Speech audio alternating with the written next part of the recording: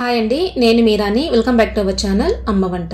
ఈరోజు మన వీడియోలో టమాటా నిల్వ పచ్చడి అయితే ప్రిపేర్ చేస్తున్నానండి. ఇప్పుడు ఈ సీజన్లో మనకి టమాటాలు చాలా చీప్గా దొరుకుతుంటాయి కదా.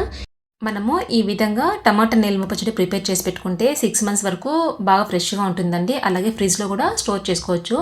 ఫ్రిడ్జ్లో అయితే 1 ఇయర్ వరకు ఫ్రెష్గా ఉంటుందండి.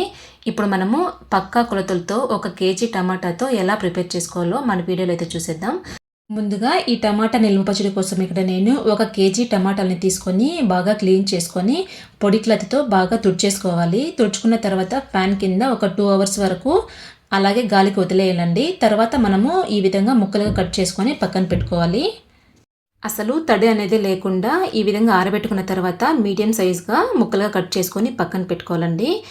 ఇక్కడ నేను 100 గ్రామ్స్ వరకు చింతపండు అయితే తీసుకుంటున్నానండి. నిల్వ పచ్చడికి ఏదైనా సరే తెల్ల చింతపండు వాడితేనే టేస్ట్ బాగుంటుంది, ఎక్కువ రోజులు ఫ్రెష్గా ఉంటుంది.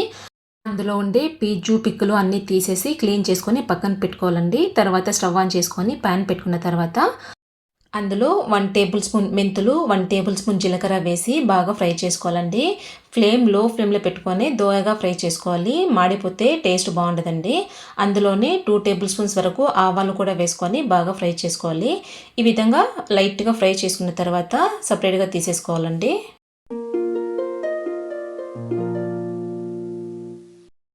సపరేట్గా ఒక బౌల్లోకి తీసి పెట్టుకున్న తర్వాత తిరిగి అదే ప్యాన్లో మనం ముందుగా కట్ చేసుకున్న టమాటా ముక్కల్ని అలాగే మనము క్లీన్ చేసి పెట్టుకున్న చింతపండును కూడా వేసి ఒక 5 to 10 మినిట్స్ వరకు బాగా ఫ్రై చేసుకోవాలండి. అవి అంతా సాఫ్ట్గా ఉడికే వరకు ఫ్రై చేసుకోవాలి. మధ్య మధ్యలో మూత పెట్టుకుంటూ కదుపుకుంటూ ఫ్రై చేసుకోవాలండి. మీకు కింద ప్యాన్ అడుగు అంటుకుపోతుంది అనిపిస్తే 1 టేబుల్ స్పూన్ ఆయిల్ వేసైనా సరే ఫ్రై చేసుకోవచ్చండి. నేను ఆయిల్ వేయకుండానే టమాటాలు అలాగే ఫ్రై చేసుకుంటున్నాను. ఈ విధంగా టమాటాలు అలాగే చింతపండు సాఫ్ట్గా అయ్యే వరకు ఫ్రై చేసుకోవాలి. ఈ విధంగా ఫ్రై చేసుకున్న తర్వాత పక్కన పెట్టేసుకొని పూర్తిగా చల్లారి పెట్టుకోవాలండి. తర్వాత ఒక చిన్న మిక్సీ జార్ తీసుకొని అందులో మనం ఫ్రై చేసుకున్న మెంతులు, జీలకర్ర, ఆవాలు ఈ విధంగా ఫైన్ పౌడర్ లాగా చేసుకొని ఒక చిన్న బౌల్లో వేసుకోవాలండి. తర్వాత మనము టమాటాలు ఫ్రై చేసుకొని చల్లారి పెట్టుకున్నాం కదా, అవి పూర్తిగా చల్లారాలి. గోరువెచ్చగా ఉన్నా కూడా మిక్సీ పట్టకూడదండి. ఈ విధంగా పూర్తిగా చల్లారిన తర్వాత మిక్సీలో వేసుకొని మనము బాగా మిక్సీ పట్టుకోవాలి. తర్వాత మనం మిక్సీలో వేసుకున్న తర్వాత అందులోనే ఇక్కడ నేను 100 గ్రామ్స్ వరకు సాల్ట్ అయితే వేసుకుంటున్నానండి.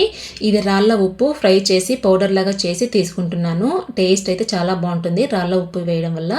నిల్వ పచ్చళ్ళకి ఏదైనా సరే మనం ఇంట్లో ప్రిపేర్ చేసే కారమే టేస్ట్ బాగుంటుందండి.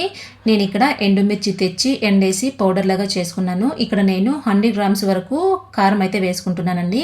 మీకు కొంచెం స్పైసీ ఎక్కువ కావాలి అనుకుంటే 50 గ్రామ్స్ ఎక్స్ట్రా వేసుకోవచ్చు. ఇక్కడ నేను కొంచెం స్పైసీ కావాలి కాబట్టి మరో కొంచెం అయితే యాడ్ చేసుకుంటున్నానండి. తర్వాత అందులోనే 2 వెల్లుల్లిపాయలు ఈ విధంగా పొట్టు తీసి వేసుకోవాలి. తర్వాత అందులోనే 1/2 టేబుల్ స్పూన్ పసుపు వేసి ఇవన్నీ కూడా బాగా ఫైన్ పేస్ట్ లాగా చేసుకోవాలండి. ఇక్కడ నేను అన్నీ వేసేసాను కాబట్టి 2-3 సార్లుగా అయితే మిక్సీ పట్టుకుంటున్నాను. మీరు 1/2 కేజీ తీసుకుంటే ఒకేసారి మిక్సీ వేసేసుకోవచ్చు. నేను ఇక్కడ ఈ విధంగా మిక్సీ పట్టుకున్న తర్వాత ముందుగా మనము మెంతులు, ఆవాలు, జీలకర్ర పౌడర్ లాగా చేసుకున్నాం కదా, అది కూడా వేసి ఒకసారి మిక్సీ పట్టుకుంటే సరిపోతుందండి. తర్వాత ఒక పెద్ద బౌల్లో వేసుకొని ఇవన్నీ బాగా కలిసేటట్టు బాగా మిక్స్ చేసుకోవాలండి. మనము సపరేట్గా మిక్సీ పట్టుకున్నాం కాబట్టి ఉప్పు, కారం, ఈ మసాలా పౌడర్లన్నీ కూడా బాగా ఈక్వల్గా కలవాలి కాబట్టి మనము బాగా మిక్స్ చేసుకోవాలండి. తర్వాత మనము పోపు అయితే వేసుకోవాలి.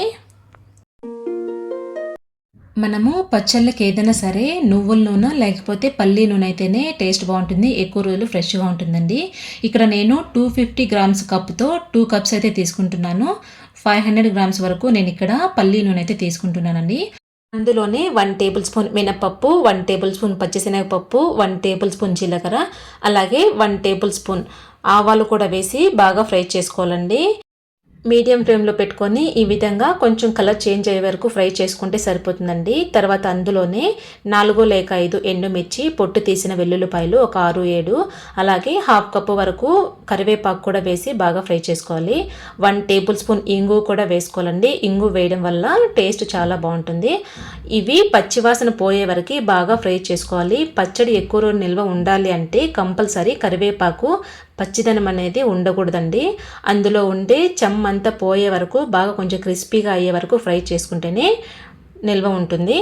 కరివేపాకు బాగా ఫ్రై చేసుకున్న తర్వాత ముందుగా మనము మిక్సీ పట్టుకున్న టమాటా పేస్ట్ని కూడా అందులో వేసి బాగా ఫ్రై చేసుకోవాలండి. ఇది కంపల్సరీ 5 to 10 మినిట్స్ వరకు మీడియం ఫ్లేమ్లో పెట్టుకొని బాగా ఫ్రై చేసుకోవాలి. అందులో ఉండి పచ్చివాసన అంతా పోవాలి.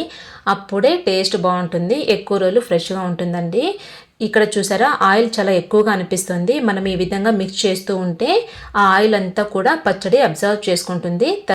ఆ పచ్చళ్ళలో ఉండే ఆయిల్ అంతా కూడా సపరేట్ అయ్యే వరకు మనం ఫ్రై చేసుకోవాలండి. ఈ విధంగా ఫస్ట్ ఆయిల్ అంతా కూడా మనము ఒక 5 మినిట్స్ వరకు మిక్స్ చేస్తూ ఉంటే చూసారా ఆయిల్ అనేది లేదు, పచ్చడికి బాగా పడుతుంది. తర్వాత మనము ఫ్రై చేస్తూ ఉండగా అందులో ఉండే ఆయిల్ సపరేట్ అవుతుందండి. అది కొంచెం కలర్ చేంజ్ అయ్యి ఒక మెరూన్ కలర్లో వస్తుంది.